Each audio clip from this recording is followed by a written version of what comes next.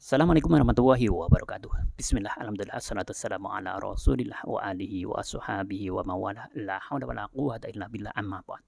Langsung saja ya, to the point. Ini sedang hangat-hangatnya atau masih hangat-hangatnya permasalahan antara Syamsuddin dengan pesulap merah ya. Ini masih viral sekali ya. Baik ya. Oke, ada beberapa hal yang perlu kita soroti, antara lain adalah sebagai berikut. Yang pertama, jika kamu cinta atau mengidolakan seseorang, maka jangan 100% ya teman-teman semua ya. Ya tentunya sisakan ya.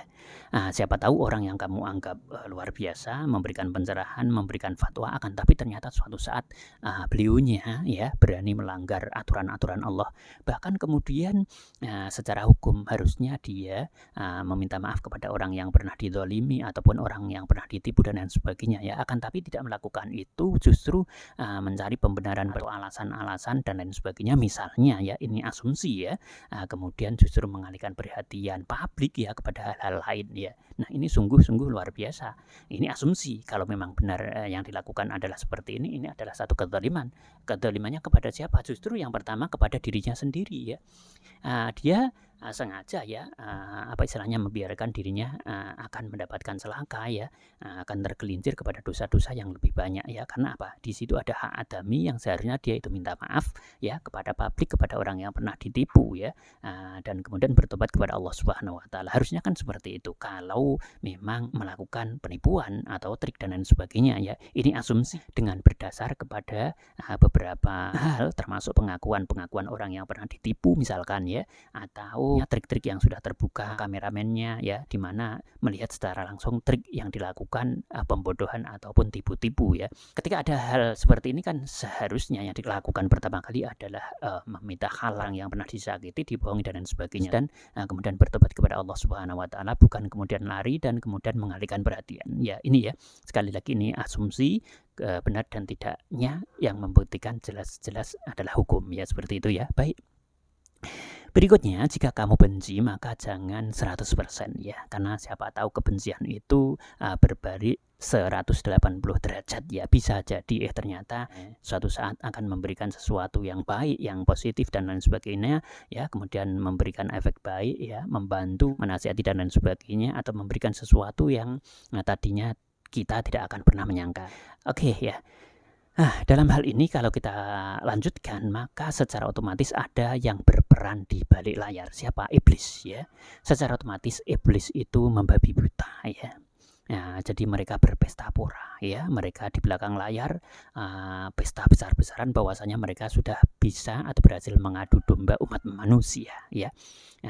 Dari kedua belah pihak, baik dari kelompok Gus Samsudin ataupun kelompok daripada pesulap merah, dua-duanya diadu ya, dua-duanya diadu domba, sehingga terlihat di situ, baik di podcast ya ataupun di akun-akun YouTube ya, baik pendukung di antara keduanya ya. Ini yang kemudian mereka menggorengnya ya. Sebenarnya yang menggoreng itu siapa? Iblis juga ya. Tapi kemudian peran daripada manusia yang berada di akun mereka masing-masing ya di YouTube ya, kemudian mereka dengan argumen mereka masing-masing membela si A dan si B ya, kemudian mereka juga akan menggorengnya, menggodongnya ya, sehingga berkembang dan akhirnya berkembang. Nah, itu bagaimana ya? Tentunya ada peran daripada iblis di belakang ya. Itu sesuatu yang luar biasa ya. Mereka berhasil mengadu domba umat manusia ya. Bahkan yang paling parah ya, kemudian salah satu daripada pendukung mereka itu kemudian berkata-kata dengan kata-kata yang jorok, kata-kata yang kotor, kata-kata yang kasar, bahkan kesombongan mereka mulai terbuka.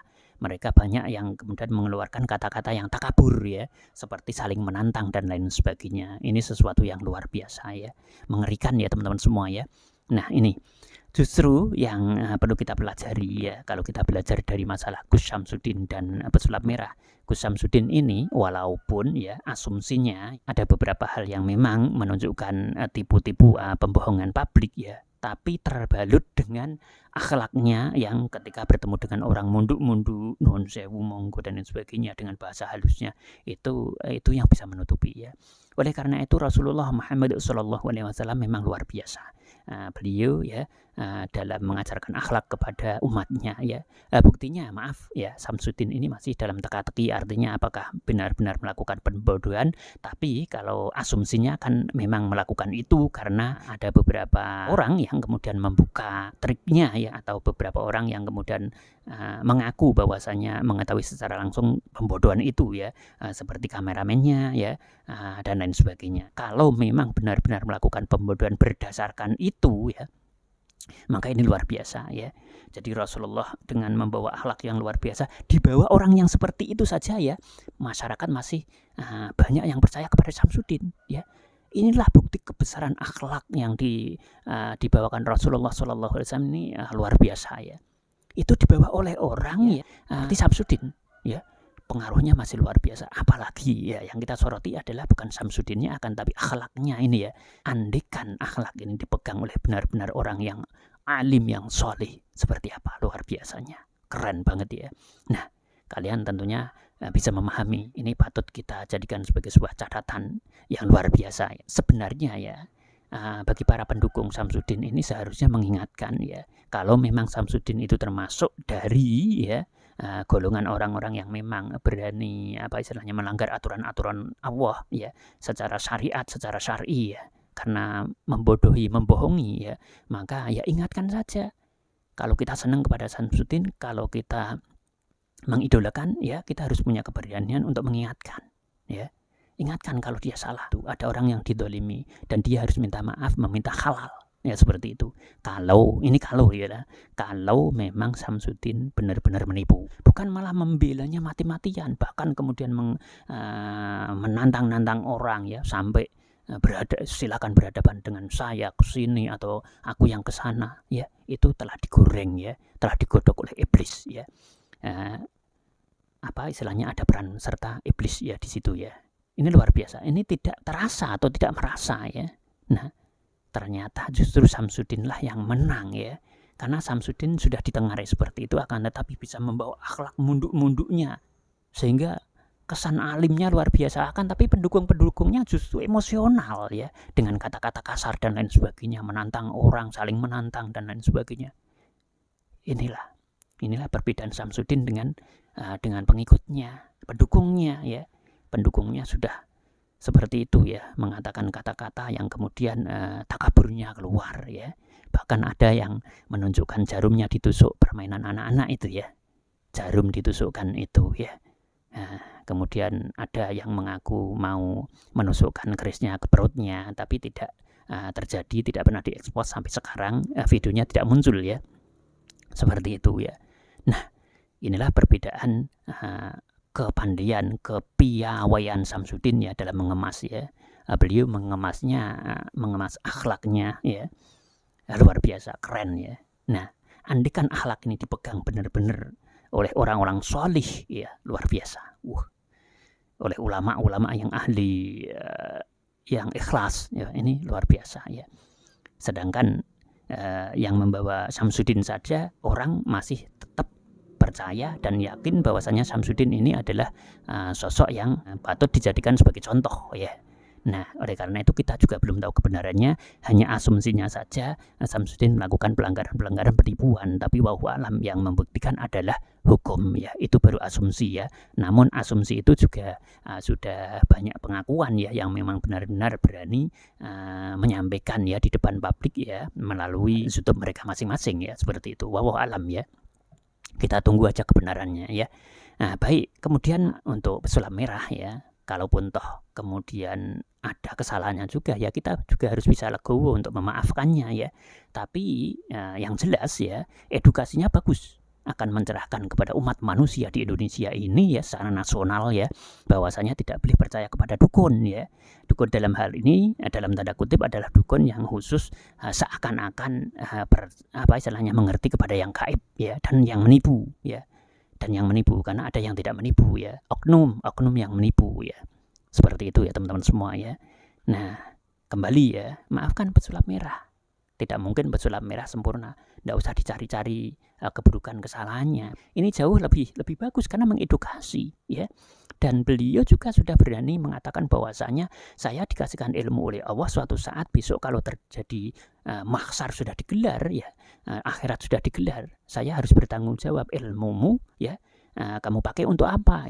Jadi pesulap merah itu takut ketika ilmunya tidak mengedukasi kepada masyarakat supaya tidak mendekati dukun ya, itu benar-benar disampaikan sebagai satu tujuan bahwasanya ketika dia tidak menyampaikan nanti atau besok di akhirat, kalau dia tidak edukasi kepada umat manusia ya, maka akan dihukum oleh Allah di akhirat nanti ya, sebagai tanggung jawab ya ketika hidup di dunia dititipkan ilmu. Itu kata pesulap merah ya.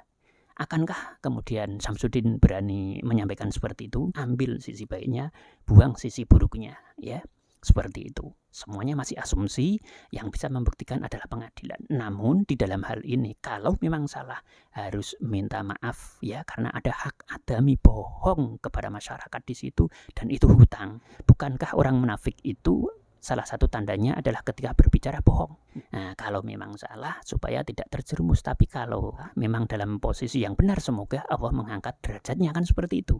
Karena belum terbukti, dan yang berhak untuk membuktikan adalah hukum. Kita tidak boleh suudzon. Baik, langsung saja ya. Oke. Ngobati dengan khotam itu menurut Kiai Khalil Nafis tidak boleh. Jadi mengobati dengan batu, di mana batu itu ada yang bersemayam, khotam yang menyembuhkan, itu tidak boleh. Tapi kalau mengobati dengan batu, akan tetapi batunya itu mengandung sesuatu yang menyembuhkan seperti batu giok, atau lewat energi, atau lewat batu giok itu sendiri mengandung unsur positif, misalkan bisa menyerap penyakit ya, seperti itu dibolehkan ya, itu disamakan dengan sesuatu yang istilahnya pengobatan herbal seperti itu ya teman-teman semua ya. Akan tetapi kalau sudah melibatkan ya sesuatu yang magic, yang gaib ya, atau khotam, itu berarti sudah ada kolaborasi, persetujuan dengan makhluk gaib, dalam hal ini mungkin jin, iblis dan lain sebagainya, itu tidak diperbolehkan ya, seperti itu ya. Nah, oleh karena itu pesulap merah kita harus mendukungnya ya. Tapi kalau ada kesalahan-kesalahan, kita juga harus fair mengatakan bahwasanya ya jangan mempermalukan orang, sebisa mungkin begitu. Tapi kalau orang yang kebal malu bagaimana? Ya, dikasih tahu udah nggak mau ya, dikasih tahu dengan jelas disindir nggak mau, dikatakan di dalam video-video yang nggak mau ya. Nah, oke. Ya akhirnya harus disampaikan secara langsung. Berikutnya untuk Samsudin ya, semoga sadar ya kalau memang dia itu menipu ya, kemudian membohongi atau memberikan trik atau memakai trik ya untuk pembohongan terhadap pabrik ya dalam pengobatannya ya. Semoga dia sadar, kemudian cepat bisa meminta maaf, karena ada hak adami di situ kepada orang yang ditipu, sehingga dia harus meminta maaf ya, dimana meminta maaf itu condong kepada kemudian minta halalnya karena dia telah menipu ya, sehingga dosa-dosanya akan diangkat oleh Allah Subhanahu wa Ta'ala kalau memang benar dia itu menipu ya. Akan tapi kalau ternyata ini adalah fitnah dan kemudian Samsudin tidak terbukti menipu, maka yang membuktikan adalah hukum, dan semoga fitnah-fitnah itu dicabut oleh Allah dan kemudian diangkat derajatnya oleh Allah. Seperti itu ya teman-teman semua ya. Akan tapi kalau beberapa asumsi yang menunjukkan di sini, andekan memang kemudian Samsudin itu berada di posisi yang salah, menipu, menggunakan trik untuk membodohi, akan tapi tidak mau minta maaf dan tidak mau meminta halal dari hak adami kepada orang yang didolimi, ditipu ya, maka di sini sungguh-sungguh luar biasa ya. Di situ ada sesuatu yang menjadi tanggungan, miskola darotin khairazarah, miskola darotin syarroyarah, sekecil apapun kan akan dihitung. Maka ya secara otomatis yang harus dilakukan adalah meminta maaf kepada orang yang ditipu dan kemudian bertobat kepada Allah Subhanahu wa Ta'ala. Dengan satu bukti ya, asumsi lagi ini ya, kenapa kemudian keris petirnya sekarang menjadi hilang, nggak pernah dipergunakan lagi, kemudian batu yang digunakan juga tidak pernah kelihatan lagi ya, kemudian asap-asapan di situ atau bakar-bakaran di situ yang menunjukkan kesaktiannya juga sekarang sudah tidak pernah ditampilkan lagi ya. Ini kan asumsi-asumsi yang kemudian menggiring publik ya, bahwasanya kemudian sebenarnya pengobatannya itu betul apa tidak. Kalau cuman ruqyah saja, baik itu syariah ataupun aswaja, ya sah-sah saja dan diperbolehkan diperbolehkan oleh aturan agama ya. Dan akan tapi kalau kemudian sudah menggunakan hal-hal yang lain, nah inilah yang kemudian cepatlah bertobat kepada Allah Subhanahu wa taala, dan para pendukungnya jangan membabi buta ya, jangan mengidolakan dengan ya 1000% mungkin ya. Akan tapi kalau memang salah ya, berikan pencerahan ya, nasihati ya dengan baik ya, supaya kembali kepada Allah Subhanahu wa taala, bertaubat, meminta ampunan kepada Allah Subhanahu wa taala, baru mengerjakan yang lain seperti ya yang sekarang ini dikerjakan ya, nyanyi kayak misalkan, menjadi berkumpul dengan para artis kayak misalkan ya. Karena sekarang kegiatan-kegiatannya kan banyak ya, sering ke Jakarta ya. Harusnya yang dilakukan pertama kali kalau menurut atau sesuai dengan syariat Islam ya, harusnya meminta maaf terlebih dahulu ya kalau memang menipu ya. Kalau memang menipu, kalau tidak ya kita doakan semoga sekali lagi diangkat oleh Allah derajatnya, seperti itu ya. Baik, intinya adalah kalau memang terjadi penipuan di sini, segera minta maaf dan bertobat kepada Allah. Kalau tidak, segera diangkat derajatnya. Kemudian untuk pesulap merah, bagaimanapun yang dilakukan adalah sesuatu yang luar biasa. Akan tetapi kalau ada kekurangan, baik yang disengaja ataupun tidak oleh pesulap merah, atau mungkin akhlaknya kurang bagus menurut netizen dan lain sebagainya, misalkan dengan cara yang mungkin agak kurang sopan misalkan dan lain sebagainya, kita doakan saja semoga pesulap merah bisa menjadi pribadi yang lebih santun lagi ya, di mana manusia dia menjadi bulan-bulanan daripada iblis yang berpesta pora ya, kemudian menggoreng dan menggodok umat manusia yang kemudian dari dua kubu saling berbaku hantam ya di medsos, menyampaikan, mengucapkan kata-kata kasar, kata-kata yang tidak berakhlak ya, ras, dan kemudian emosional, takabur ya, saling menantang. Itu sungguh-sungguh tidak direkomendasikan oleh agama, saling tantang di situ, kecuali perang fisabilillah ya. Perang fisabilillah apapun boleh dilakukan kalau memang benar-benar dalam kondisi perang fisabilillah ya. Akan tapi kalau dua orang laki-laki berhadapan dalam hal yang memperebutkan ya segala sesuatu yang sifatnya duniawi ya, tidak usah kita panjang lebarkan, netizen akan jauh lebih tahu dan memahami. Semoga kita dilindungi oleh Allah Subhanahu wa taala ya, diberikan kelonggaran ya, diberikan min haitsu la tahtasib, dari arah mana saja tetap diberikan kepada kita semuanya, amin. Dan bighairi ta'abin wala masyaqatin, semoga apa yang kita kerjakan tidak pernah diberikan dengan cara yang ngoyo ya, akan tapi dengan cara yang ringan, hasilnya luar biasa ya, amin Allahumma amin. Assalamualaikum warahmatullahi wabarakatuh.